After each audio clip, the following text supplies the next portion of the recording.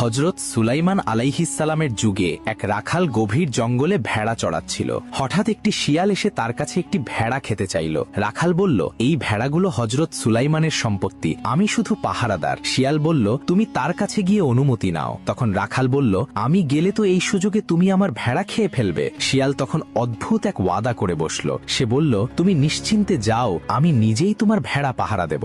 রাখাল অবাক হয়ে হযরত সুলাইমানের দরবারের দিকে রওনা হলো। পথে সে তিনটি অদ্ভুত দৃশ্য দেখল। প্রথমটিতে দেখল একটি গাভী তার নিজেরই বাছুরের দুধ পান করছে। দ্বিতীয়টিতে দেখল কিছু মানুষ ছেঁড়া ফাটা পুরনো কাপড় পরে আছে, কিন্তু তাদের সবার হাতে সোনার থলি। আর তৃতীয়টিতে দেখল একটি পরিষ্কার পানির ঝর্ণা বয়ে যাচ্ছে, কিন্তু তৃষ্ণার্ত হয়ে কাছে যেতেই এমন তীব্র দুর্গন্ধ বের হলো যে তার দম বন্ধ হয়ে আসার উপক্রম। দরবারে পৌঁছে রাখাল শিয়ালের জন্য ভেড়া খাওয়ার অনুমতির পাশাপাশি এই দৃশ্যগুলোর অর্থ জানতে চাইল। তখন হযরত সুলাইমান জানালেন, এগুলো